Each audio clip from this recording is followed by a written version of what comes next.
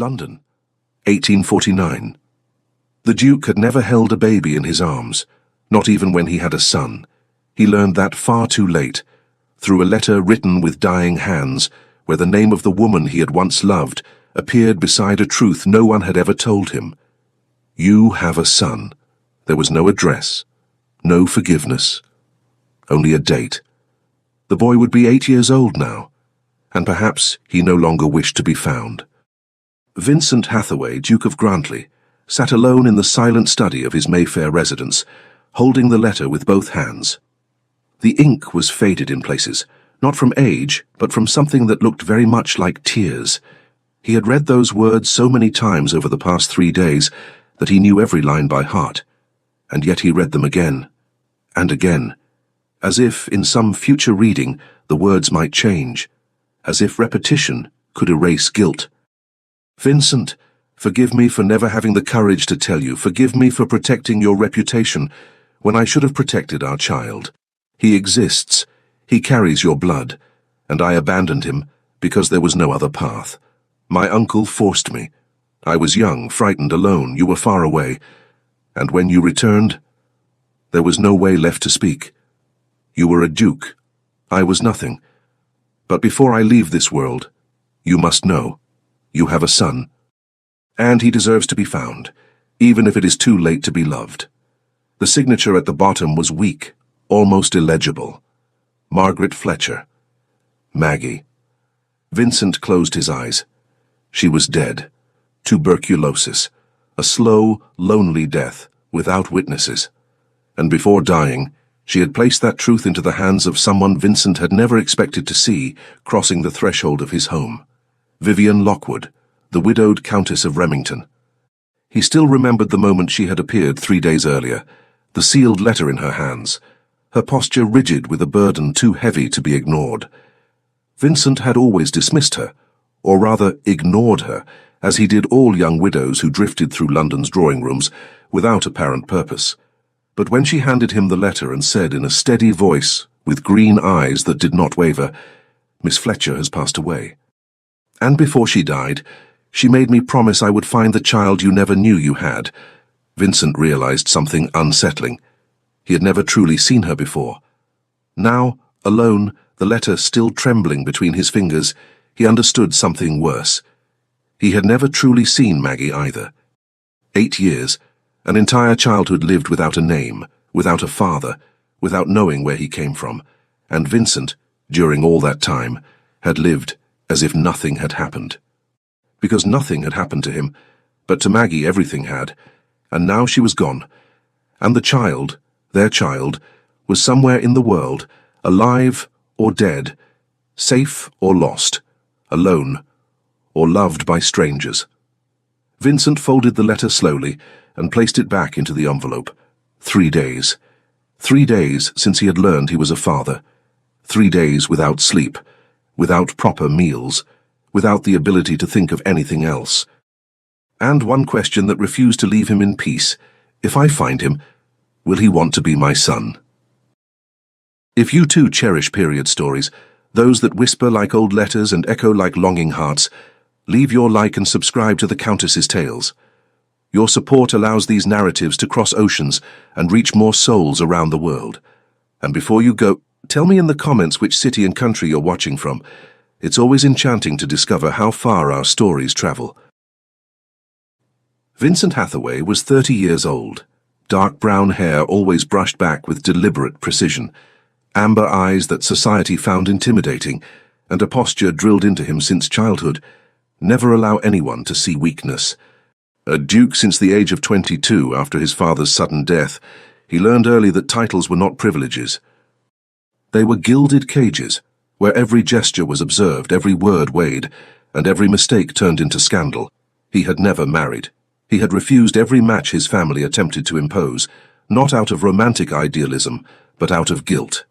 A guilt he had not fully understood until 3 days ago. Now, seated alone in the empty study, Maggie's letter resting on the dark mahogany desk, Vincent finally understood what had haunted him for years. He had always known something was wrong. He had always felt he had left something behind in the summer of 1841, just months before his father's death and his own ascension to the dukedom. He was still a foolish young man, swollen with arrogance, dividing his days between horseback rides, books, and Maggie. Margaret Fletcher was the daughter of a ruined physician. She lived in a modest house in Bloomsbury and had dark eyes that seemed to understand thoughts he had never spoken aloud. They met at a minor ball, far from the grand salons of Mayfair. Vincent attended out of boredom. Maggie because someone had invited her out of pity. And for 3 months, only 3 months, they lived something Vincent never dared to call love, yet never managed to forget. Then his father fell ill. Vincent was sent to the continent to settle family affairs to prepare himself for a title he did not yet want. When he returned 6 months later, Maggie was gone. No one knew where. No one asked. And Vincent, ashamed to search for a woman beneath his station, allowed silence to swallow everything. Now he knew why. She had been pregnant, alone, without resources. And her uncle, a man Vincent had never even met, had forced her to give up the child, to an institution, without a name, without a trace. Vincent rose from his chair and crossed to the window. Outside, London continued on, indifferent. Carriages rolled past. People laughed. Life moved forward as though nothing had changed. But for him, everything had. He had a son, 8 years old, and no idea where to begin searching. Or so he had thought. Vivienne Lockwood had said she knew where the child was left. The Foundling Hospital, London, a place where abandoned children were recorded, cared for, then sent into the countryside, or kept until adulthood. A place where records were imperfect, names were changed, and the past was deliberately erased. That afternoon, when Vivienne had left his house, Vincent had made no promises. He had denied nothing. He had only asked for time, the kind of time men like him rarely allowed themselves to request. Vincent looked at the letter once more. Maggie had asked for only 2 things before she died: that he know the truth, and that the child be found. She had not asked for forgiveness. She had not asked to be loved. She had only asked him to do what she herself had never been able to do: give their son an identity, a name, a father, even if it was already too late. Vincent drew a steady breath. He knew what needed to be done, but he also knew he could not do it alone. He needed Vivienne Lockwood, the woman he had always dismissed, the woman who was now the only bridge between him and the son he had never known. And that, of all things, was perhaps the hardest truth to accept. That redemption would come through the hands of someone he had never considered worthy of his attention. But promises did not wait for pride, and truth did not ask permission before it hurt. Vincent turned and left the study. He summoned the butler and gave an order he had never imagined giving. Send a message to Lady Remington. Tell her I need to see her. At once. Chapter 1. The Promise of the Dead. Vincent Hathaway waited 3 days before sending the message. 3 days rereading Maggie's letter until the words ceased to be mere ink on paper and became something physical, something that pressed against his chest, stole his sleep, made it difficult to breathe. 3 days imagining the conversation, the possible openings, the rehearsed phrases that collapsed before ever being spoken.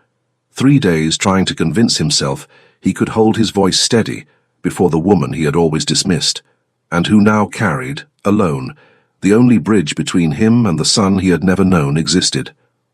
On the morning of the 4th day, he understood the obvious. Pride was no longer worth anything, and he sent for Vivienne Lockwood. The reply arrived before noon. Brief, formal, precise. I will be there at 3 o'clock this afternoon. Vincent read the note twice as though expecting to find something hidden between the lines. Hesitation, coldness, perhaps even contempt. But there was nothing of the sort, only efficiency, and the unsettling impression that she had known this moment would come, as though she had been waiting. At precisely 3 o'clock, the butler knocked on the study door. Lady Remington, Your Grace. Vincent rose slowly. He adjusted his waistcoat in an automatic gesture, an old reflex learned in youth, and nodded. The door opened. Vivienne Lockwood entered as she always entered any room, without haste, without hesitation, with the quiet confidence of someone who had learned to occupy space without asking permission. She was 26, with dark brown hair arranged in an elegant knot and green eyes far too observant to be ignored. She wore dark silk, nearly black, free of unnecessary adornment. Discreet mourning, silent independence. Vincent followed her progress across the room and felt an unexpected discomfort settle in his chest at a simple, disturbing realization. He had never truly seen her before. For years he had dismissed her as part of the scenery of London society, pretty enough to be noticed, insignificant enough to be forgotten. But now, standing before him, holding a small velvet reticule in her gloved hands, Vivienne Lockwood seemed anything but irrelevant. "By your grace," she said, inclining her head slightly. Her voice was steady, neither warm nor deliberately cold. "Lady Remington," Vincent replied, indicating the chair opposite his desk. "Thank you for coming." Vivienne sat with the flawless posture of someone trained never to appear out of place. Vincent returned to his side of the desk, but remained standing for a moment longer, searching for words that simply did not exist. There were no right words. "I imagine you know why I asked you here," he said at last. Vivienne met his gaze without flinching. "Yes. You read Maggie's letter, and now you wish to know where the child is." Her frankness struck Vincent like a physical blow. He sat down slowly. "Yes," he admitted. "And you said that you know where he was left." Vivienne nodded. She opened her velvet reticule and withdrew a small envelope, yellowed with age. She placed it on the desk between them. "Maggie left this with me before she died, along with the letter I gave you." Vincent stared at the envelope. He did not touch it. "What is inside?" "Instructions," she replied. "Details she never had the courage to say aloud, but wanted me to know, so that I could fulfill the promise she asked of me." Vincent's throat tightened. "What promise?" Vivienne held his gaze for a long moment before answering, her voice low and resolute. "To find the child, and to tell the father the truth." The silence that followed was dense, heavy with everything neither of them knew how to name. Vincent reached out and opened the envelope with care. Inside was a single sheet, written in the same trembling hand as the letter he had received days earlier, shorter, more direct. "Vivienne, if you are reading this, then I am gone. Forgive me for asking so much, but I trust no one else." The boy was left at a foundling asylum in the spring of 1841. My uncle would not allow me to use my real name, so I left a token with him, a white handkerchief embroidered with my initials in dark blue. It was the only thing I had. My mother embroidered it for me. I do not know if he is still there. I do not know if he survived, but if there is a chance, any chance, promise me you will look for him. Promise me you will tell Vincent. He deserved to know. I never had the courage to tell him, but you were always stronger than I was." Vincent read it once. Then again.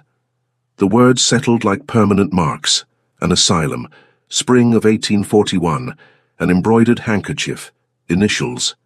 He lifted his eyes. "You knew this from the beginning," he said, his voice rough. "From the moment you brought me her letter." "Yes." "And you waited for me to ask." "Yes." Something complicated formed in his chest, an uncomfortable mixture of anger and relief. "Why?" Vivienne tilted her head slightly. "Because it was not my truth to tell, Your Grace. It was Maggie's. She entrusted me with fulfilling a promise, not with deciding for you." Vincent closed his eyes briefly. The answer was fair, irritating, unassailable.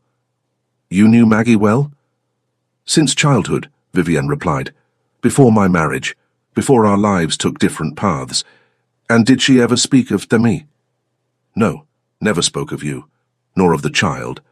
Only years later did she tell me she had given birth to a son and had been forced to abandon him."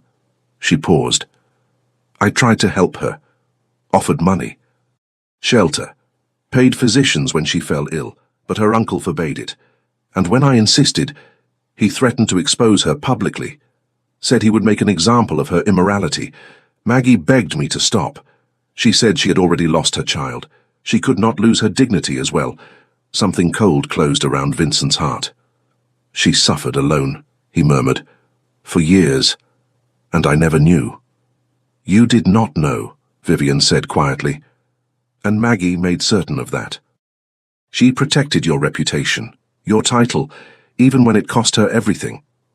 Vincent looked again at the letter, at the words written by hands that no longer existed. She asked me to find the boy, Vivian said, and I intend to keep that promise, with or without your help. Vincent looked up sharply. With or without? Vivian leaned forward slightly. I did not come because you summoned me. I came because I promised Maggie. I will look for this child. If you wish to join me, you are welcome. If you prefer to remain distant, I will do it alone. Vincent remained still. No one spoke to him like that, without fear, without reverence, without calculation, and for the first time he felt something unexpected toward Vivian Lockwood. Respect and discomfort, because she did not need him. And he, perhaps for the first time in his life, desperately needed someone. I want to go, he said quietly. I need to. Vivian nodded. Then we will go together. When? Tomorrow morning, as early as possible. 8 years is already far too long. 8 years. An entire lifetime.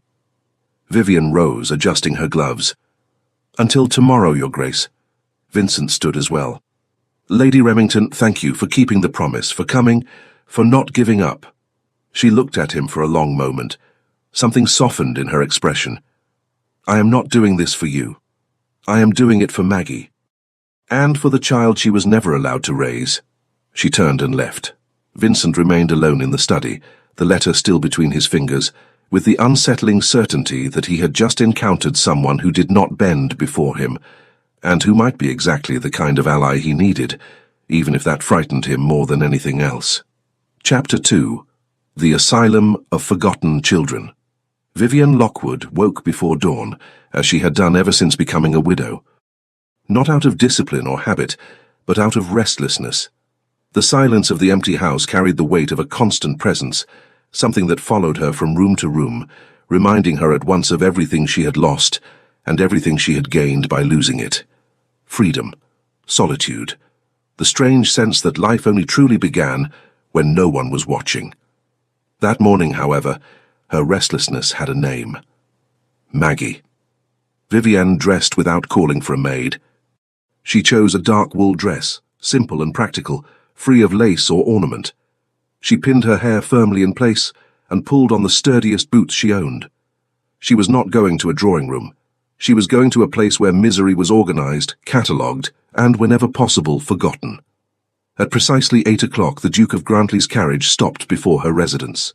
Vivian descended the steps before the coachman had time to announce himself. She wanted no ceremony. She did not want Vincent Hathaway to think she needed to be fetched like a fragile lady awaiting courtesy. This was not a social call. It was a promise being kept. The footman opened the carriage door. Vivienne climbed in without assistance. Vincent was already seated inside, dressed in dark colors, his waistcoat immaculate, his posture too rigid for such an early hour. He watched her enter with those amber eyes, attentive, assessing, the same gaze that always seemed to weigh the world before deciding how to move through it. Vivian took the opposite seat, arranged her skirts, and met his look without lowering her own. "Good morning, Your Grace," she said without smiling. "Lady Remington," he replied, inclining his head slightly. The carriage began to move. The silence that settled between them was not uncomfortable, but cautious, like that of two strangers who knew they would have to trust one another, without yet knowing whether they were capable of it.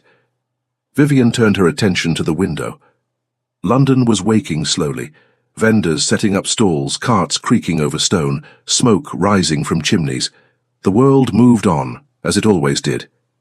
"Have you ever been to the Foundling Hospital before?" Vincent asked, breaking the silence. Vivian turned to face him.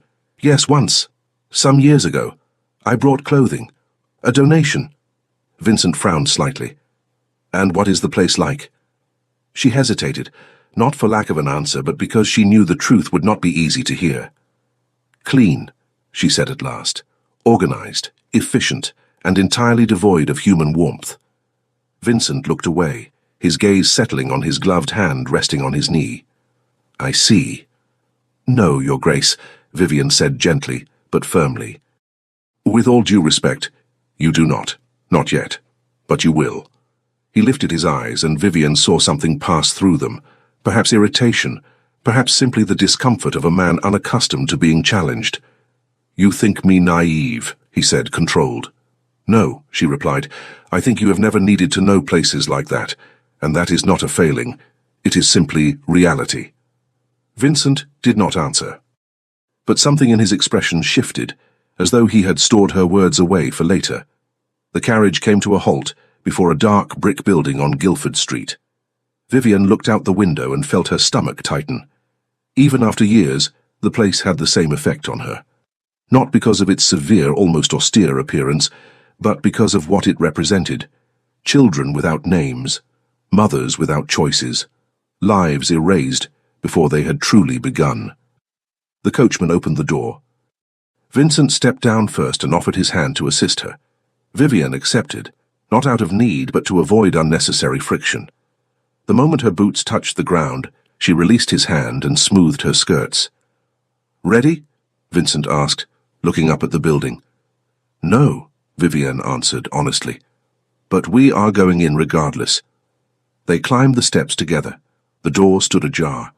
Vincent pushed it open, and they entered a narrow, cold corridor with stone walls and a worn floor. The smell was exactly as Vivian remembered. Cheap soap, stale bread, old dampness. A woman appeared at the far end of the corridor. Short, sturdy, grey hair pulled back with severity. She wore dark clothing beneath a white apron, marked by constant use. She studied them with professional caution. May I help you? Vincent stepped forward, assuming control, as he always did. Vincent Hathaway, Duke of Grantley. I am seeking information about a child left here in the spring of 1841. The woman assessed him for a moment, then turned to Vivian. And you, madam? Vivian Lockwood, Dowager Countess of Remington, she replied. I accompany the Duke in this matter. The woman nodded. Mrs. Marlowe, matron of this institution. She paused briefly. Spring of 1841. That was 8 years ago. Many children have passed through these halls since then. We understand, Vincent said, but we have details. The child would have been left with an embroidered handkerchief, white with the initials MF in dark blue. Mrs. Marlowe frowned slightly. An embroidered handkerchief. Many mothers leave tokens with their children. We do our best to preserve what we can, but there are complications. What kind of complications? Vivian asked, stepping closer. Mrs. Marlowe sighed, like someone weary of repeating difficult truths. In 1843, there was a fire in the wing where older belongings were stored. Many were lost, and even before that, our records were never complete. Children arrive without names, are baptized here, then sent to the countryside. Keeping a trail is difficult. Vivian felt her stomach sink. A fire. Incomplete records. Children scattered as though they had never belonged anywhere. Vincent stood rigid beside her, but she saw his jaw tighten. So there is nothing, he said quietly. Nothing we can do. That is not what I said, Your Grace, Mrs. Marlowe replied. I need time. The records from the spring of 1841 still exist, at least in part, but they are disordered, and I cannot abandon my duties now. Vincent stepped forward. How long? A few days, perhaps a week. A week, he repeated, as though the word itself caused pain. I have 200 children under my care, Mrs. Marlowe said firmly. I cannot halt everything for a search that may lead nowhere. Vincent opened his mouth to insist, but Vivian touched his arm lightly. He looked at her. She shook her head almost imperceptibly. Not now. Vincent drew a breath and stepped back. I understand, but is there at least a chance? There is, Mrs. Marlowe said, but I promise nothing. Vivian stepped forward. If you find anything, may we return? Yes, leave your addresses. They handed over their cards. Mrs. Marlowe took them and turned to leave. Thank you for your time, Vivian said. Mrs. Marlowe paused, glancing back. I hope you find what you are seeking. But prepare yourselves for the possibility that you will not, and she disappeared down the corridor. The silence that remained was cold and heavy. Vincent looked around. Bare walls, worn stone, absence itself. Then he turned and walked out without a word. Vivienne followed. She found him standing beside the carriage, his back to her, staring up at the clouded sky. His hands were clenched, his breathing tightly controlled. "Your Grace," she said softly. He did not turn. "A week," he murmured. "Perhaps more, and no guarantees." Vivienne stepped closer. "Yes." Vincent turned to her. Something had fractured behind that composed exterior. "How can a child simply disappear?" he asked. "Without a name, without a trace, as if he never existed." Vivienne held his gaze. "Because to society," she said quietly. "That is exactly what happened. He never existed." Vincent closed his eyes, drew a slow breath. When he opened them again, there was no hope, no determination. Only the painful acceptance that this search would be far more difficult than he had imagined, and that perhaps, just perhaps, he would never find the son he was looking for. Chapter 3. The Duke's Mistake. 3 days. Vincent Hathaway spent 3 days waiting for a message that never came. 3 days trying to keep to his routine. Administrative dispatches, letters from the Hampshire estate, meetings with the family solicitor about inheritances that suddenly felt hollow and pointless. Everything sounded distant, muffled, as if he were living underwater. Only one thing remained sharp. Maggie's letter, locked in the desk drawer, as though it might escape. He read it every night, the same words, the same weight. "You have a son." On the 4th morning, Whitmore entered the study carrying the breakfast tray. Vincent did not look up from the scattered papers on his desk, documents he wasn't truly reading, only shifting about to perform normalcy. "Your Grace," the butler said, setting the tray on the side table, "you did not touch your supper last night, nor your breakfast the day before." "I'm not hungry," Vincent replied, without lifting his eyes. Whitmore hesitated. 30 years of service had taught him when to retreat and when to press. This time he pressed. "Forgive my presumption, Your Grace, but you have not been sleeping either. I hear footsteps in the corridor at all hours. And Davies mentioned you've refused assistance dressing." Vincent looked up at last. Whitmore stood there with that perfectly neutral expression that nonetheless concealed real concern. "I am fine, Whitmore." "With respect, Your Grace, you are not."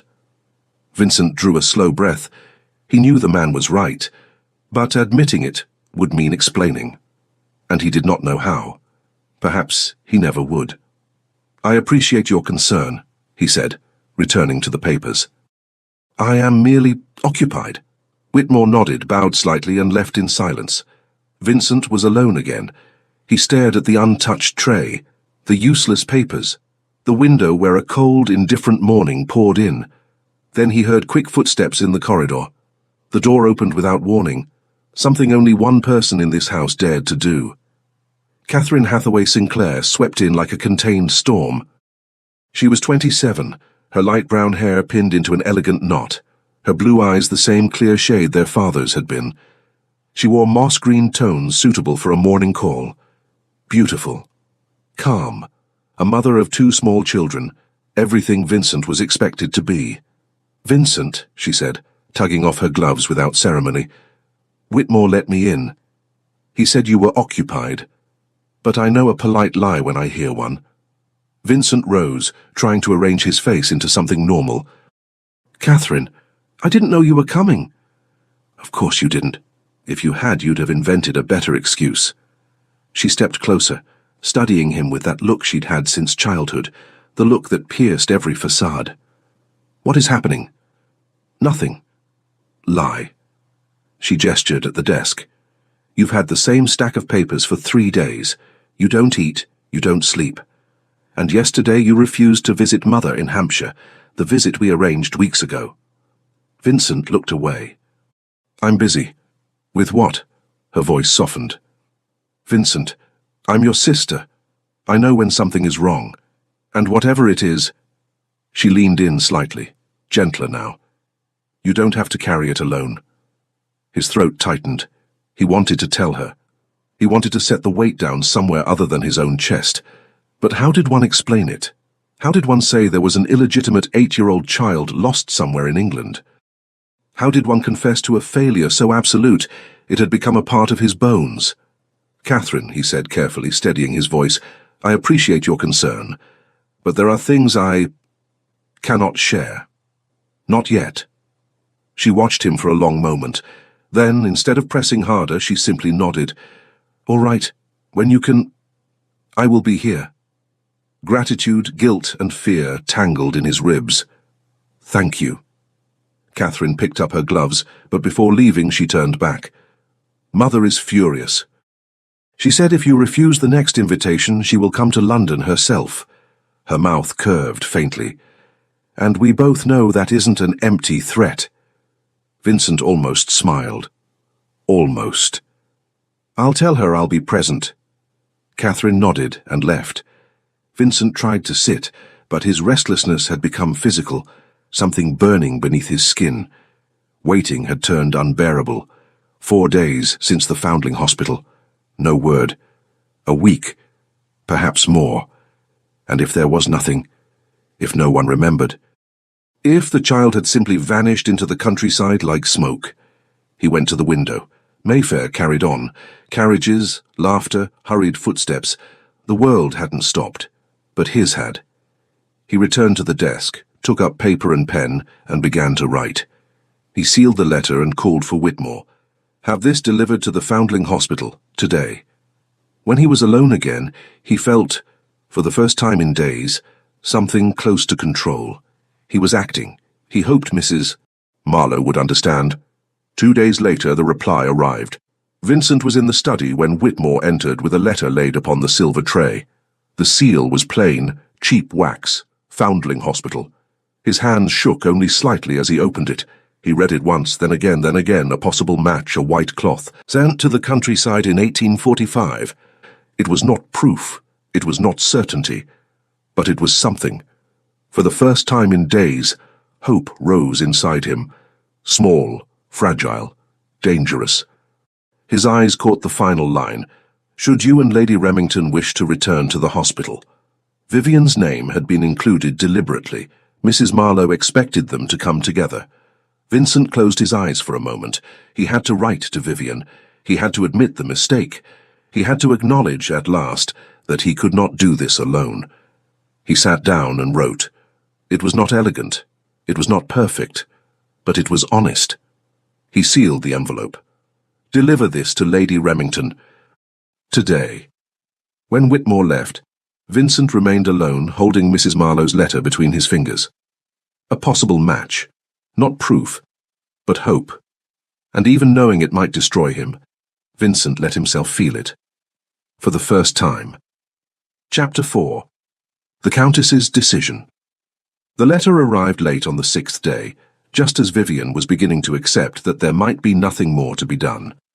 Mrs. Davies entered the drawing-room carrying a silver tray. A letter for you, milady. From the Duke of Grantley. Vivian lifted her eyes from the book she had been pretending to read. She took the envelope carefully, as though it might burn her fingers. She had not expected news from Vincent, still less that any reply from Mrs. Marlowe would come through him. She broke the seal slowly and read in silence. It did not take long. The words were few, direct, but they carried something she had not expected to find. Humility. Mrs. Marlowe had found a possible match. She wished to see them in person. And Vincent Hathaway, Duke of Grantley, a man accustomed to entering rooms as though the world owed him deference, was asking for help. I humbly ask. I cannot do this without you. Vivienne folded the letter carefully, holding it between her fingers as if it was something fragile. A strange tightness settled in her chest. Vivienne walked to the window. Outside, London moved on in its usual indifference. Carriages passing, distant voices, ordinary life refusing to pause. Inside her, however, something had shifted. For the first time, Vincent Hathaway was not merely the arrogant duke who had ignored her for years, nor only an absent father in search of redemption. He was a flawed man, lost, human enough to admit it. And that disarmed her, because it meant he was not who she had believed him to be. And if he was not, then perhaps she too needed to reconsider everything she thought she felt. Vivienne drew a slow breath and placed the letter in the drawer of her writing desk. Maggie. The promise. The child lost somewhere in England. She could not turn back now, even if it meant spending more time beside a man who was beginning to see her clearly, and whom, against all reason, she was beginning to see as well. The next morning, Vivienne rose early and sat by the window in her bedchamber, watching the still empty street below. Vincent's letter lay in the desk drawer, yet its words continued to echo. I cannot do this without you. She knew exactly what that implied. Returning to the Foundling Hospital at the side of an unmarried man, after already having gone once, was imprudent. Being seen again would invite whispers, and her mother in Bath would certainly hear of it. London society did not forgive women who walked alongside men alone, even under the most virtuous pretenses. But withdrawing was not an option. Abandoning Maggie, abandoning the promise, abandoning a child who might still be alive. Vivienne closed her eyes, accepting what had already been decided. If she was to continue, she would do so carefully. Mrs. Davies would accompany her, not as a discreet servant but as a visible companion, a presence sufficient to quiet speculation, enough to keep a safe distance, and it would end quickly. Because her freedom, won through widowhood and preserved with effort, was far too precious to risk without caution. That very afternoon, Vivienne wrote to Vincent. Not a long letter, not explanations, only what was necessary. Your Grace, I will attend the Foundling Hospital with you. Tomorrow at 10 o'clock, Mrs. Davies will accompany me. Sincerely, Vivienne Lockwood. She sealed the envelope and sent it away. Then, alone in the quiet of her house, she allowed herself to feel the weight of what she was risking. Her reputation, her peace, her autonomy, all for a child who might no longer exist, all for a promise made to a dead friend, but also, and this unsettled her more than she wished to admit, for a man who with each passing day seemed less a duke and more a human being, and that, Vivienne knew, was the one danger against which she had no defences. Chapter 5. Yorkshire. Vincent Hathaway had not slept properly since sending the letter to Vivienne. 2 days of waiting, 2 days spent imagining what her answer might be, whether it would come at all, whether she would agree to continue beside a man who now admitted with no small discomfort that he had acted foolishly more times than he cared to count. Her reply had arrived the previous afternoon, short, direct, without embellishment. I will attend the Foundling Hospital with you. Tomorrow, at 10 o'clock. Mrs. Davies will accompany me. Vincent read the lines more than once, searching for something between them. Judgment, hesitation, a trace of reproach. There was nothing, only efficiency, as always, and the mention of Mrs. Davies, the companion. Vivienne was protecting herself, preserving her reputation, being practical as she always had been. Vincent could not tell whether that realization brought him relief or an unexpected sting of disappointment. The next morning, precisely at 10, his carriage stopped before Vivienne's residence in Mayfair. He stepped down before the coachman could open the door, adjusting his dark coat and immaculate waistcoat. He mounted the steps and knocked. A maid opened the door. Vivienne appeared immediately behind her, already prepared to leave, dark green wool dress, shawl secured firmly at her shoulders, leather gloves. Behind her stood Mrs. Davies, hair pinned with severity, posture alert, a small bag in her hands, the sort of woman who noticed everything and commented little. Your Grace, Vivienne said, inclining her head slightly. Lady Remington, Vincent replied. He turned to the companion. Madam. Mrs. Davies gave a discreet curtsy. Vincent helped Vivienne into the carriage, then Mrs. Davies. He entered last and took the seat opposite them. As the carriage began to move, the silence that formed was dense but not uncomfortable. Cautious, as though all of them knew they were about to cross a threshold and that nothing would be the same on the other side. Mrs. Davies turned to the window, tactfully withdrawing. Vivienne rested her hands in her lap, posture impeccable. And yet Vincent noticed what most would have missed. Her fingers were clenched too tightly. She was nervous, and strangely, that calmed him. It meant she felt the weight of this moment as well. Mrs. Marlowe said there was a possible match, Vivienne said, breaking the silence. Yes, Vincent replied. A boy. Entered in the spring of 1841. There is mention of a white cloth. Nothing conclusive, but it is the only record that aligns. Vivienne turned toward him. And he was sent to the countryside.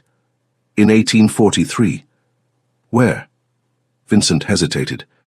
She preferred to discuss it in person. Vivienne nodded slowly and returned her gaze to the window. Vincent watched the tension in her jaw, the restraint in her breathing, and realized something he had not expected to notice.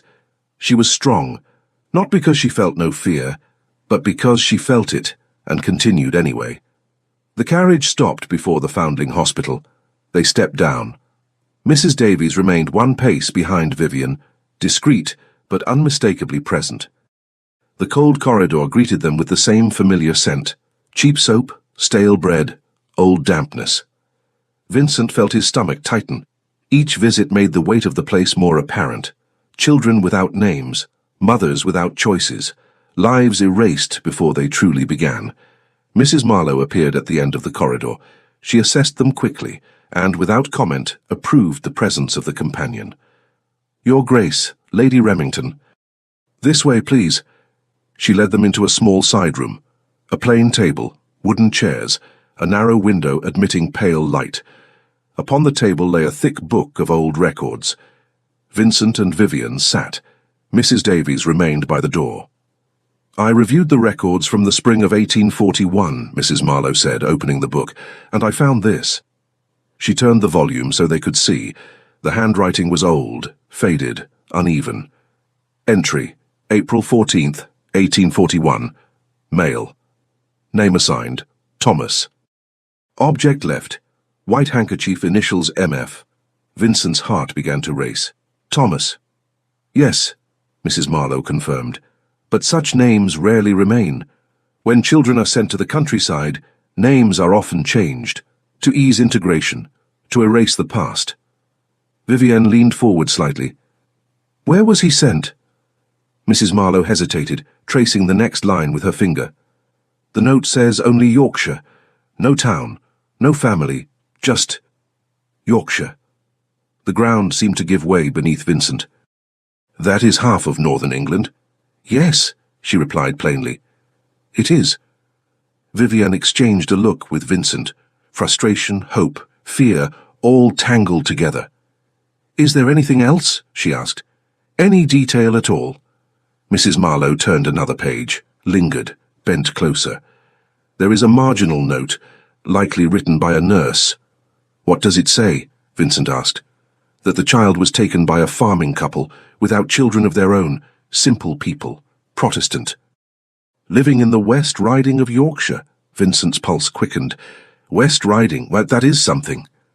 "There is more," Mrs. Marlowe added. "The nurse noted that the boy was about 4 years old when he was taken, and that he still kept the embroidered white cloth." Silence filled the room. "The handkerchief," Vivienne murmured. "Yes," Mrs. Marlowe confirmed. "If it was kept for so long, it may still exist." Vincent closed his eyes briefly. This was no longer merely a vague possibility. "A farming couple, West Riding, a 4-year-old boy, a handkerchief." Mrs. Marlowe closed the book carefully. "It is still a difficult search. Yorkshire remains vast, but it is no longer a lost needle. It is a thread, and threads can be followed." Vincent looked at Vivienne. "We need to go." She nodded. "Now we know where to look." Outside, the carriage waited. Mrs. Davies entered first, granting them privacy. "Yorkshire," Vivienne said, gazing at the clouded sky. "That means days of travel." "Yes." "Prolonged company." "Yes." She turned to him. "If we do this, we need rules. My reputation is already under scrutiny." "Mrs. Davies will travel with us," Vincent said without hesitation, "and I will bring a servant, or my secretary, nothing ambiguous." Vivienne studied him for a moment. "And when we arrive?" Vincent drew a breath. "I don't know. But we will do it together. On your terms." She nodded. "When do we leave?" He knew he ought to plan. To notify people, to organize, but he also knew that every day mattered. "Tomorrow." Vivienne looked at him, and for the first time, Vincent saw neither distrust nor resistance. He saw partnership. "Tomorrow," she repeated, and she stepped into the carriage. Vincent remained where he was for a moment. Yorkshire, days on the road, days beside Vivian Lockwood, and for the first time he realized that what truly frightened him was not the possibility of never finding his son. It was the possibility of discovering along that journey that Vivian Lockwood was far more than he had ever allowed himself to see, and that perhaps, just perhaps, he was beginning to feel something he had no right to feel at all. Chapter 6. The Road to Yorkshire. Vivian Lockwood had never been to Yorkshire. She knew it lay to the north. She knew it was a land of farms, open hills, and cold winds that seemed to cut straight through bone. But she had never had reason to go. Women of her position did not travel into the countryside without a clear purpose, and until now Vivian had never had one. Until now. The carriages left London at dawn. Vincent had sent word the night before, confirming the arrangements. 2 carriages, one for her and Mrs. Davies, another for him and his secretary, a discreet man named Mr. Finch. Everything proper, everything correct. Still, Vivian knew they were crossing an invisible line. Travelling with an unmarried man, even accompanied, even for a legitimate reason, was the sort of thing London society did not forgive easily. Her mother would be furious when she learned of it. Helen, ever sensible, would say she was being reckless. But Vivian had already made her decision. She needed to put a face to Maggie's child. Their first stop came at midday at a modest roadside inn. Vincent stepped down first, helped Vivian, then Mrs. Davies. Mr. Finch saw to the horses. The dining room was small, with dark wooden tables, and the scent of hot stew and fresh bread. Few travellers, a couple in one corner, a solitary merchant reading a newspaper. They sat as propriety dictated, Mrs. Davies beside Vivian, Vincent across from them. Mr. Finch remained standing near the door. They ate in silence for several minutes. "How long until Yorkshire?" Vivian asked at last. 2 days, Vincent replied. 3, if the weather turns. She nodded, watching the fogged window. "I still don't know where we'll begin once we arrive," he added, almost as if thinking aloud. Vivienne drew a breath before answering. "With the parishes, churches keep records, baptisms, name changes. If he was rebaptized, there may be something." Vincent lifted his gaze. "You've thought this through?" "Yes," she said simply. "I have." He watched her a moment longer than necessary, and Vivienne felt that strange discomfort again, as if she were being seen in a new way. "Is that how you found information about Maggie?" he asked. Vivienne hesitated. "No, Maggie never hid from me. She just never told me everything. Until the end." Vincent lowered his gaze to the untouched soup. "She protected me," he murmured, "even knowing it would destroy her." "She loved you," Vivienne said, neither softening nor hardening the truth. "In her own way. And love sometimes is that. Protection, even when it hurts." He looked up. Something gave way then, not dramatically but permanently. "I should have looked for her," he said quietly. "When she disappeared, I should have—" "But you didn't," Vivian interrupted, firm but not cruel. "And you can't change that. You can only do differently now." Vincent met her eyes, and for the first time he did not try to defend himself. "Yes," he said simply, "I can only do differently now." Mrs. Davies cleared her throat discreetly. The real world returned. But something in the air had shifted. Vincent Hathaway was no longer trying to justify the past. He was trying to amend it. And that, this quiet surrender to fault, was more compelling than Vivian wished to admit. By evening, they stopped at a larger inn. Separate rooms. Everything correct. Everything proper. And yet, when Vivian closed her bedroom door, she felt the weight of proximity. Vincent was only a few steps away, separated by a wall too thin for comfort. And for the first time since her widowhood, Vivian felt something she had believed buried. Not empty desire, but something born of respect, of partnership, of shared vulnerability, something dangerous. She lay down, listening to Mrs. Davies's steady breathing, closed her eyes, but she could not stop thinking about the man on the other side of the wall. The next morning, they returned to the road beneath a heavy sky. Mud slowed their progress. The landscape changed. Fewer houses, more fields, less London, more England. Mrs. Davies dozed. Vivian watched the world pass. She thought of Maggie, of the promise, of the boy, and, against her will, of Vincent. He had changed, or perhaps she had changed the way she saw him. She did not know. She only knew that something was happening, something she had not planned, something she did not control.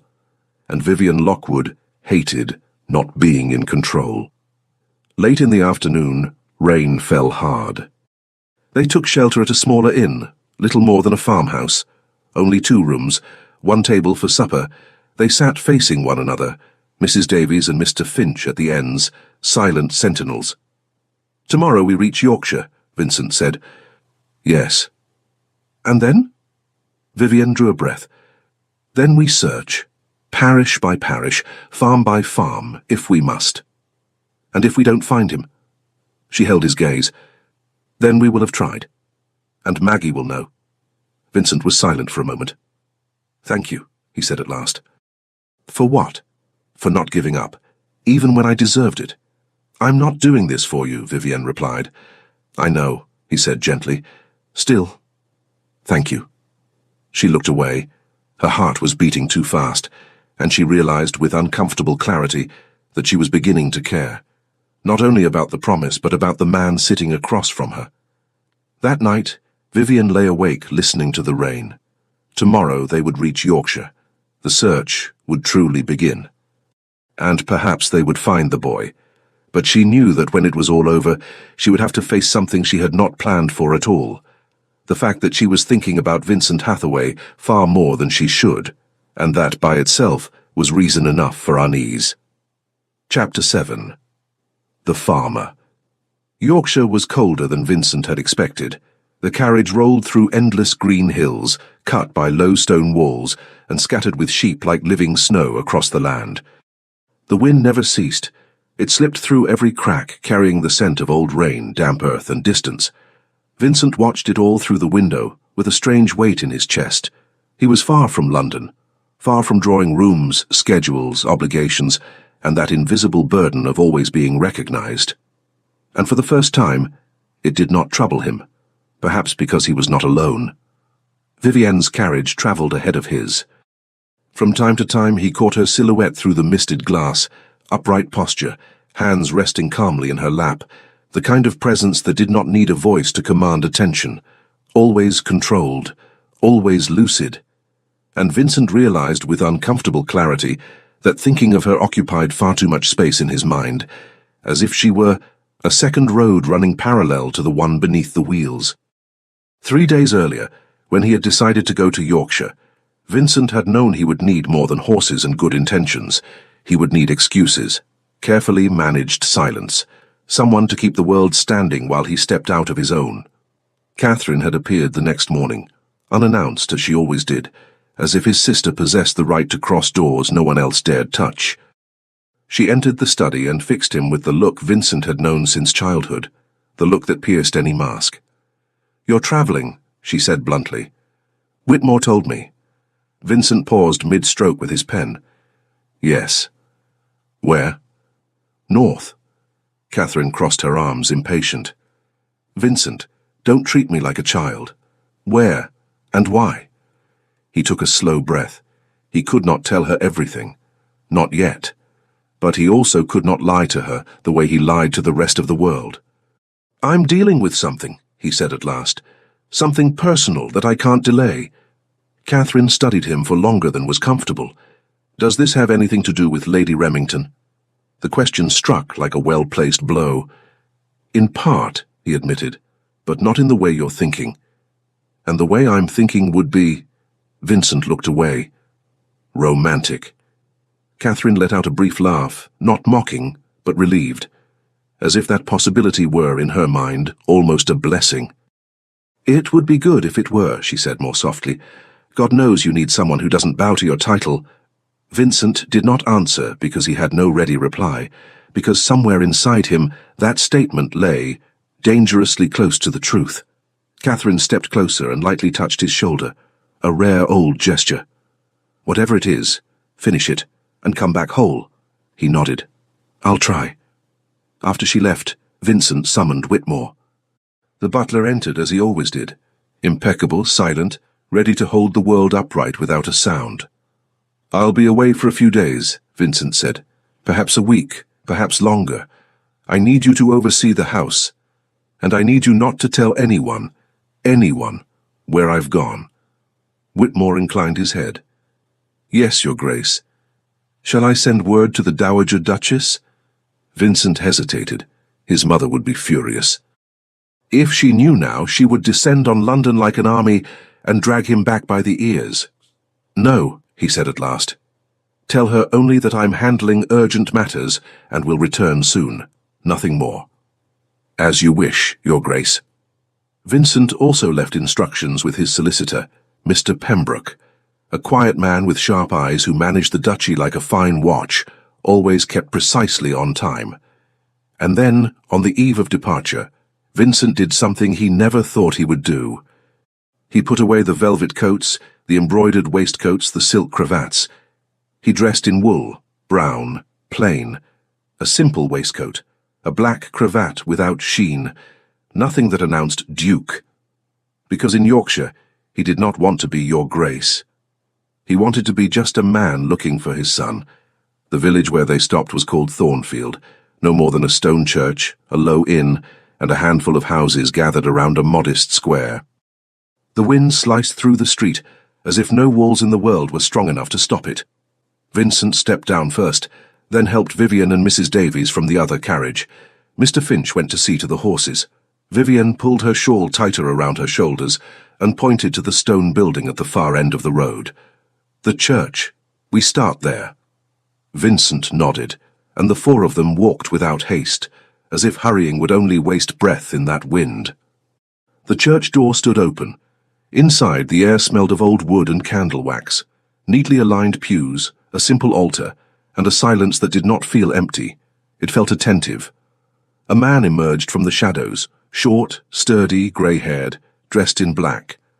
A parish priest with the hands of someone who had buried far too many. "May I help you?" he asked, cautiously curious. Vincent stepped forward. "Good morning, Reverend. My name is Vincent Hathaway. This is Lady Remington.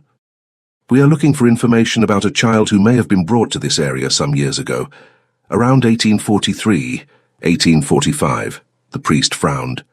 Many years, many children. Vivian spoke before Vincent could press.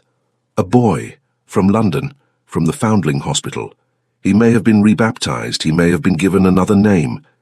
The priest folded his arms, thoughtful. Foundling Hospital.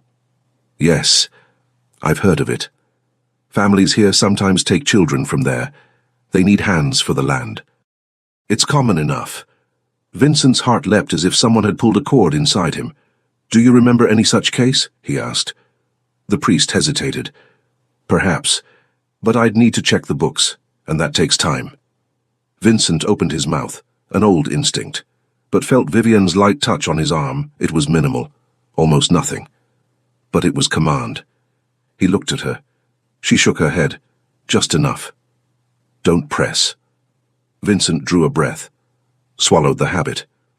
I understand, Reverend, he said, controlled. But would it be possible to check? We will wait. The priest studied them both, her steady posture, his almost painful effort at restraint. Then he nodded. Come back tomorrow. I'll look. Thank you, Vincent said sincerely. Outside the wind seemed even colder. Vivienne looked at him, her expression practical as ever. Tomorrow. That means we'll stay here tonight. Yes, Vincent replied. There's an inn there. She followed his gaze to the small inn, modest, plain, without charm, but she nodded. Then let's go. That night, Vincent sat in the room he shared with Mr. Finch. His secretary already slept, breathing heavily, like a man who did not carry ghosts in his chest. Vincent stood by the narrow window. Outside, Yorkshire slept beneath a starless sky, as if even the heavens rationed light in that place. Tomorrow might bring a lead. Tomorrow the search might take a real step. And yet, his thoughts kept returning to small things, to the way Vivian had spoken to the priest, without haste, without artifice, without laying his title on the table like a coin. She had asked the right questions, and more than that, she had known when to stop. Vincent realized he had trusted her instinctively, not because she promised results, but because she knew how to read people, something he, with all his refined education and inherited authority, had learned far too late. Tomorrow there might be a clue, perhaps a farm name, a surname, a path. But Vincent also knew this. When he found the boy, if he found him, the search would end. Vivian would return to London, and he would return to his usual place, the duchy, the responsibility, the silence.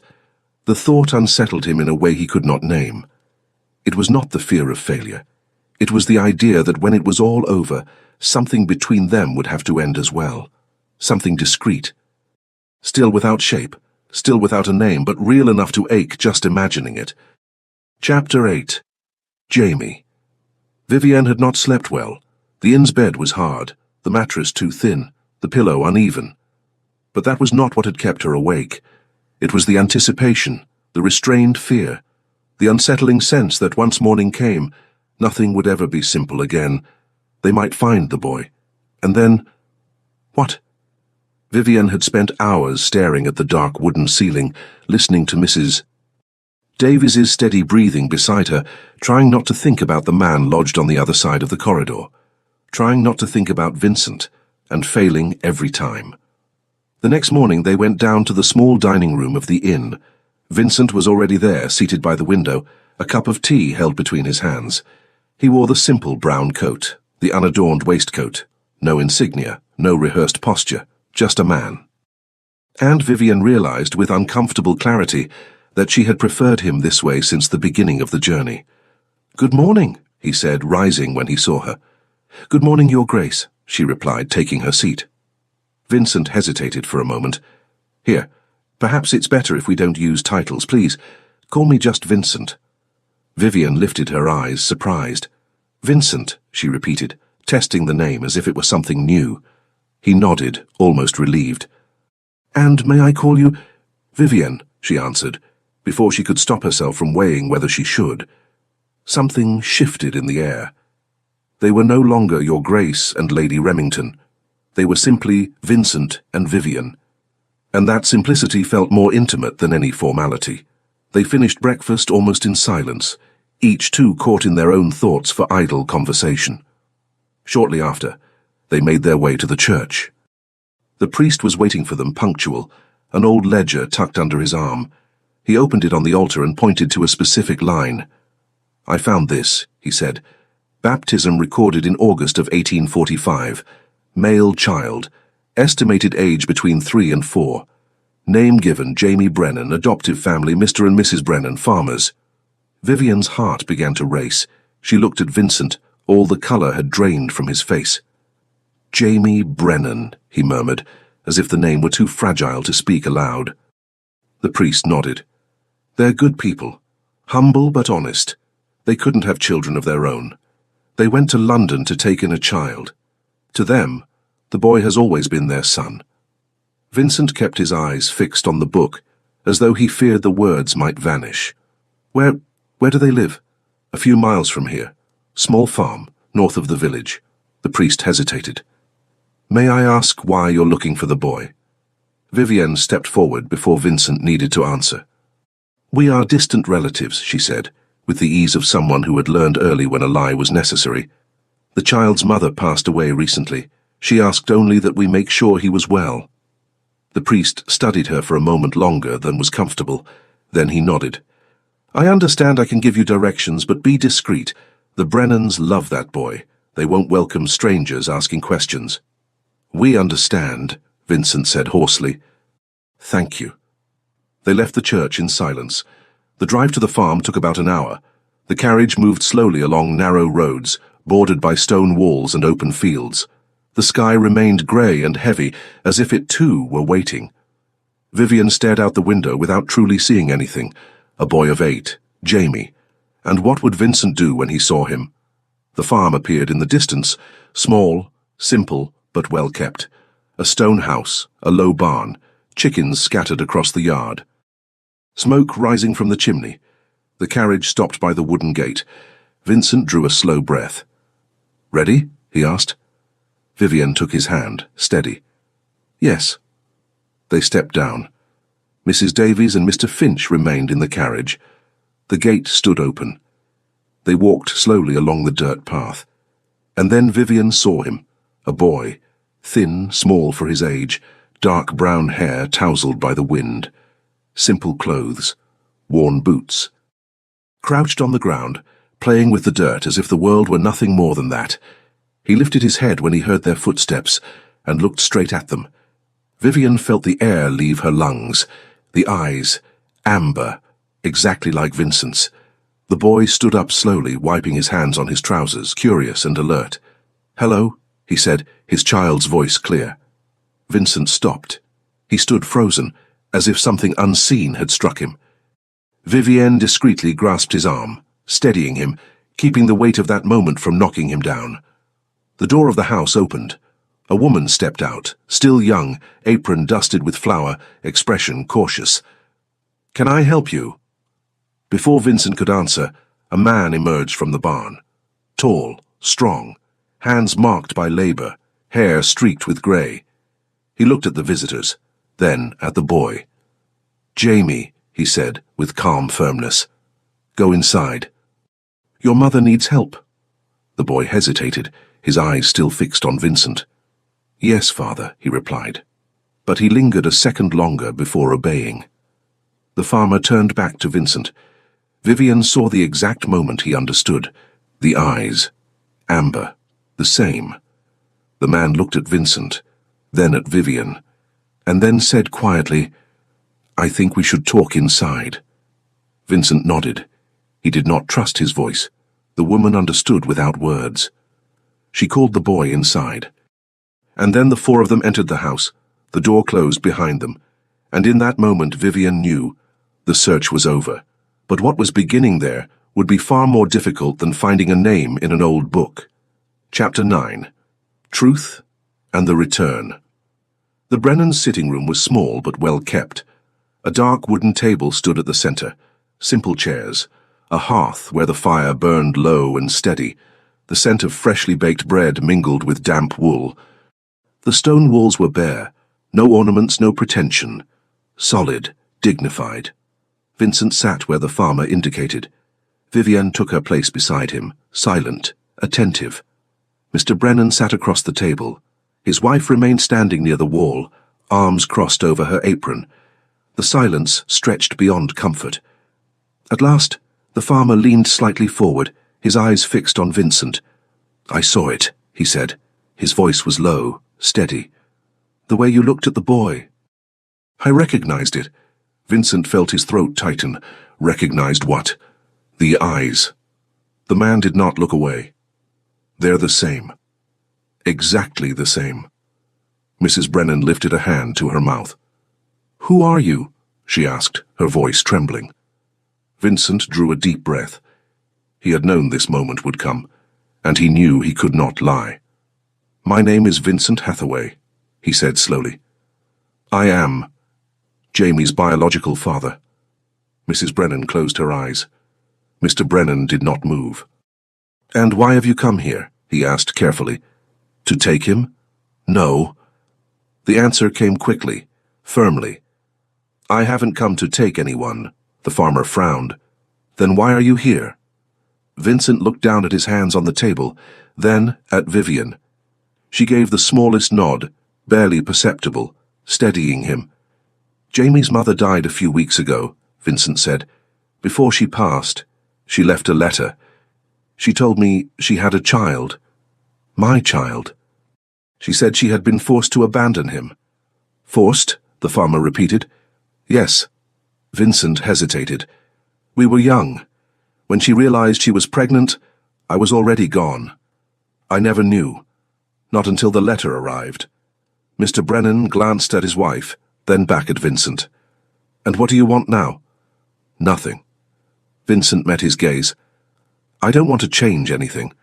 I only needed to know he was well, that he was alive, that he was loved." The farmer leaned back, crossing his arms. "He is." He always has been. He is our son. I know, Vincent said, his voice breaking. I saw it. When he called you father, I saw that he's happy here. Mrs. Brennan stepped forward, her eyes wet. Then why did you come if you don't intend to take him? Because his mother asked me to, Vincent replied, breathing deeply. She asked me to find him. And because I needed to know he existed. That he wasn't just a shadow of what might have been. Silence filled the room again. And now that you know, the farmer asked, what do you intend to do? Nothing that would disturb his life, Vincent said carefully, but I would like to take responsibility. For you. For the boy. We don't want charity, Mr. Brennan said at once. This isn't charity, Vincent replied. It's duty. He reached into the inner pocket of his coat, removed a thick envelope, and placed it on the table. For his education, for the security of the farm, to make sure nothing is ever lacking. It doesn't need to be explained now, but when he's older, if you believe it's right, you may tell him the truth. Mr. Brennan picked up the envelope, felt its weight, did not open it. And if he asks who you are, Vincent swallowed. Tell him the truth, that I am his biological father, that his mother loved him, and that I loved him too, even from a distance.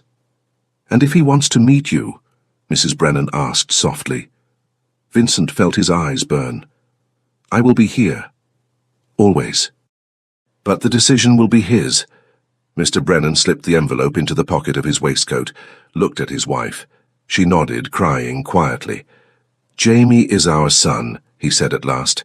He always has been, but if one day he wants to know you, we won't stand in the way. Vincent rose with effort. He shook the farmer's hand, firm, calloused, honest. My address is inside the envelope. Thank you, for everything, for loving him when I couldn't. He's a good boy, the man replied. Strong. Kind? Vincent only nodded. The tears no longer obeyed him. Outside the sun was beginning to set. The door opened and Jamie ran into the yard, laughing as he chased a chicken. He stopped when he saw the visitors. Are you leaving already? He asked. Vincent knelt in front of him. Yes, we have to go back home. Why did you come? Vincent smiled with effort. To make sure you were well. I am, the boy said simply. Vincent nodded. I know. Jamie studied him for a moment, then held out his hand. Vincent took it, felt the warmth, the life in it. Goodbye, sir, the boy said. Goodbye, Jamie. And he ran back inside.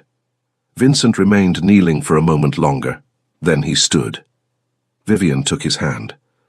It was the right thing to do, she said softly. He didn't answer. He only nodded. The carriage pulled away. Vincent watched through the window until the farm disappeared from sight. And then he cried. Vivian did not let go of his hand. The journey back took 3 days. Few words.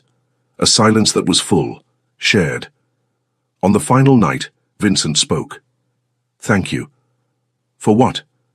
For staying. For helping me do what was right. I did nothing beyond what was necessary, Vivian replied.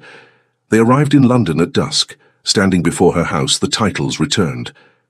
Thank you for the company, Your Grace. Thank you for everything, Lady Remington. Vincent took her hand. Vivienne. Yes? He could not say it. Good night, he said at last. She nodded. Good night, Vincent. And she went inside. That night, Vincent slept deeply, because he had kept the promise, but also because he knew that, come morning, he would have to face another truth, the one that concerned Vivienne Lockwood, and what, at last, he intended to do about it. Chapter 10. What Remains. Vivienne woke late the morning after returning from Yorkshire.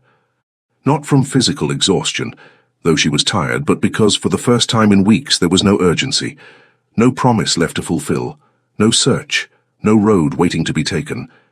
Jamie was alive, loved, safe. And now, what? She lay in bed, staring at the ceiling, feeling the strange emptiness that comes when something immense ends. It wasn't relief, nor was it full sadness. It was the absence of immediate purpose, as if the world had suddenly lowered its volume. The following days passed slowly. Vivienne tried to return to routine, books she couldn't focus on, embroidery that went nowhere, polite visits from acquaintances far too curious for her liking. Veiled questions about the trip to the countryside with the Duke, she answered as she had been taught since girlhood. Charity, a promise, a friend who had passed away. Most accepted it. Some whispered. No one confronted her outright. Helen Ashford arrived on the afternoon of the second day unannounced. She sat across from Vivienne and studied her in silence for longer than was comfortable.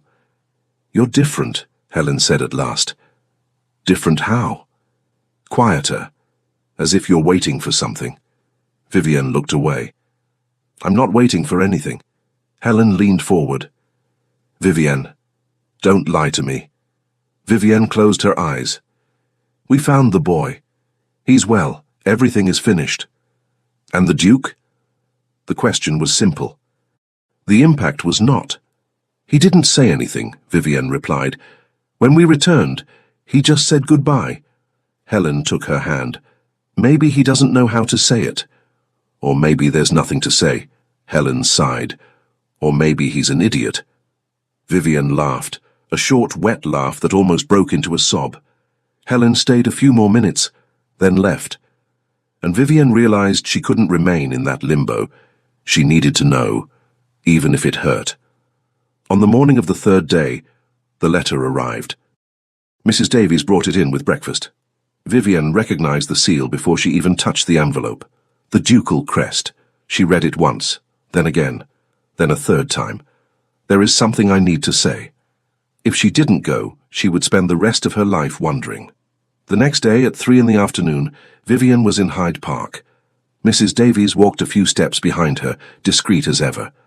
The day was cold but clear. The Serpentine reflected the pale winter light. And then she saw him. Vincent stood by the water, hands clasped behind his back, staring at the lake.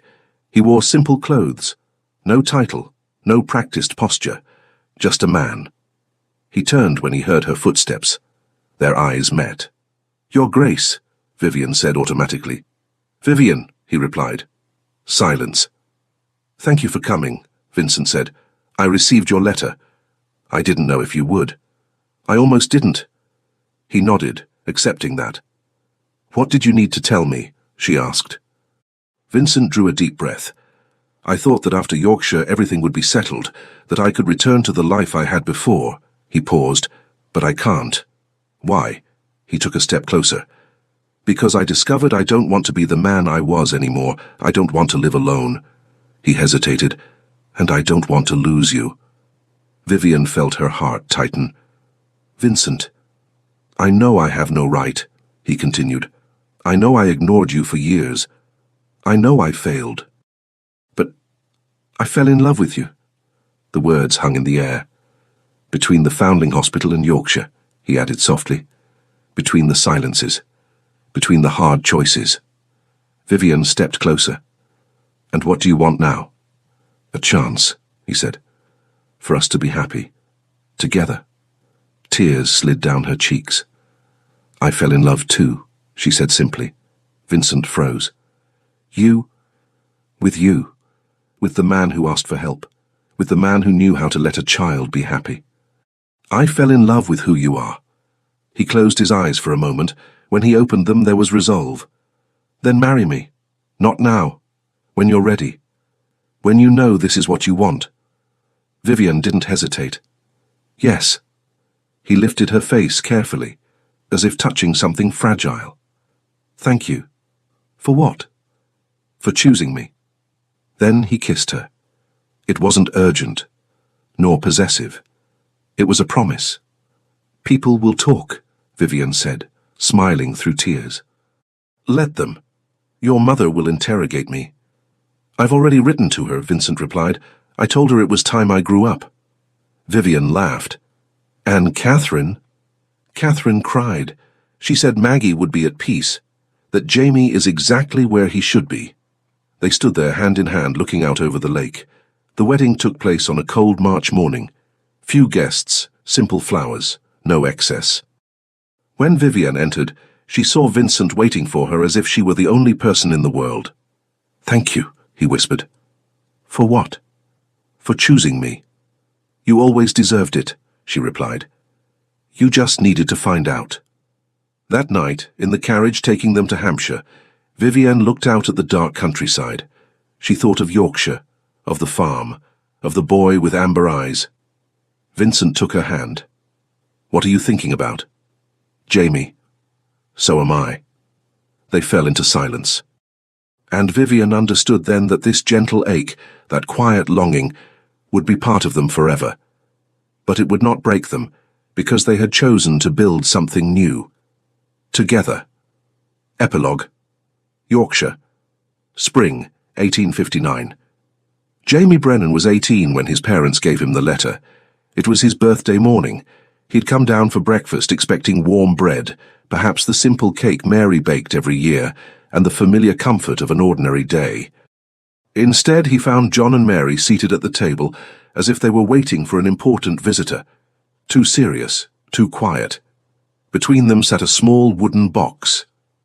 Jamie, John said, his voice calm but carrying a weight Jamie could not yet name. Sit down. There's something you need to see. Jamie sat slowly. The box was plain, worn with age, the initials J.B. carved into the lid. Mary slid it toward him, as though returning something she had never truly owned. We've kept this for you since you were little, she said softly. We promised we'd give it to you when you were old enough. Jamie looked from their faces to the box. What is it? John opened the lid.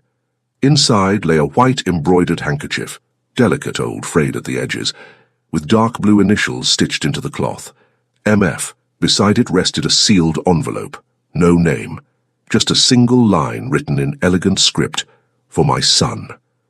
The air in the kitchen shifted, as if the room itself had grown too small. Jamie picked up the envelope carefully, hands that rarely trembled now unsteady. Who is this from? Mary drew a deep breath. The answer pulled from somewhere she had kept closed for many years. From your father, your biological father. Jamie went still. John continued, with the steady restraint of a man who had learned not to dramatize life, even when it cut deep. He came here 10 years ago looking for you. That handkerchief came with you when we chose you. It belonged to your biological mother. Your father left this letter and asked us to keep it until you were ready to know the truth. Jamie looked at the handkerchief, then at his parents. For a moment, it felt as though two hearts were beating inside him, one his own and one sealed inside that envelope. And you kept this all these years? Mary nodded, her eyes shining. We kept it because we promised, and because we knew that one day you would need to know, even if it hurt. Jamie looked back at the seal. May I? It's yours, John said gently. It always was. Jamie broke the seal slowly, as though haste itself would be disrespectful. He opened the letter and read, My son, if you are reading this, it is because your parents, the ones who raised you, loved you, and helped make you the man you are today, have decided the time has come. My name is Vincent Hathaway. I am your biological father.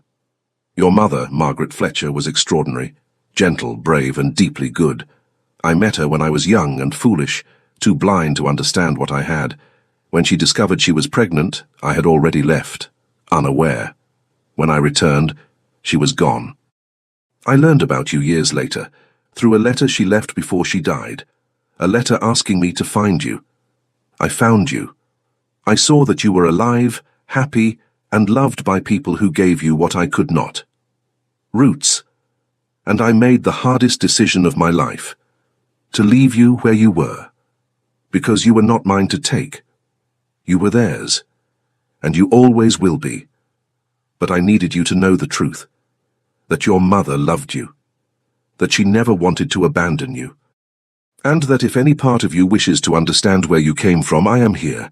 I do not write to claim what does not belong to me. I write to answer, if you wish, to tell you about the woman who gave you life.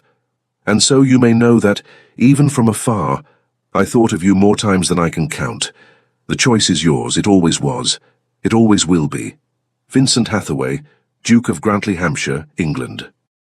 Jamie read it once, then again. The third time he was no longer reading only with his eyes, but with a place inside him he had never known how to name, yet had always felt. When he finished, he held the handkerchief between his fingers, tracing the embroidered initials as if he might feel the woman who had once held it, M.F. Margaret Fletcher, his mother. He looked up at John and Mary Brennan, the only people he had ever called mother and father. "Is it true?" he asked, almost in a whisper. "Everything in the letter," John nodded. "It is." Jamie felt his eyes burn. "Why didn't you tell me?" Mary clasped his hand tightly. "Because you were happy, because you were our son, and because we didn't know how to tell you without breaking you in two." Jamie swallowed hard. He looked again at the envelope, which now felt like a doorway. "He really came here? This man, Vincent Hathaway?" John nodded. "He did.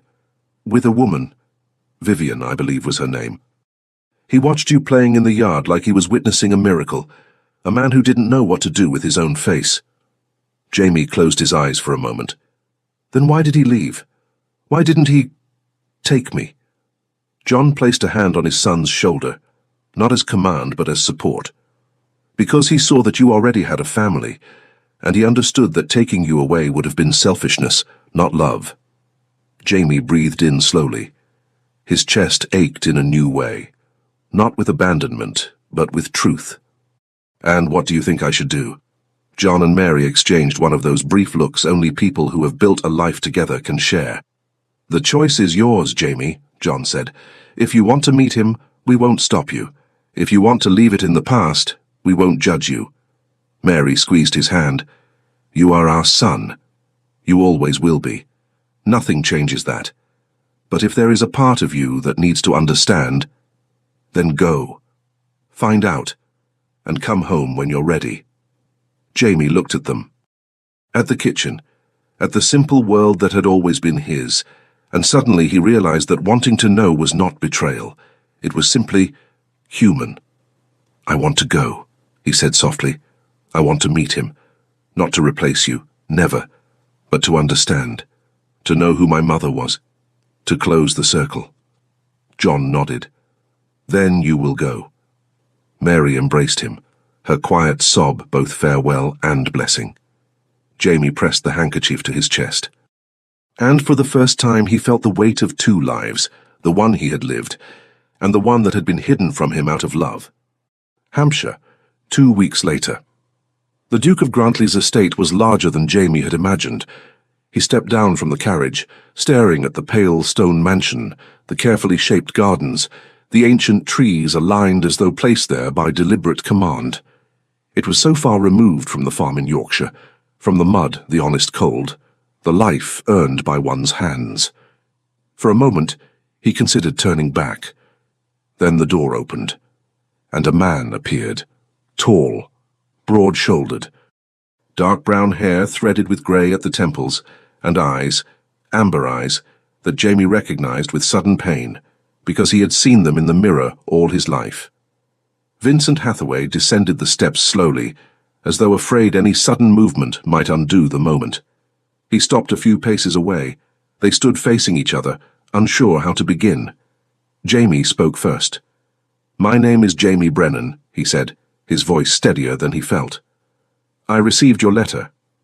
Vincent closed his eyes briefly. When he opened them, they shone.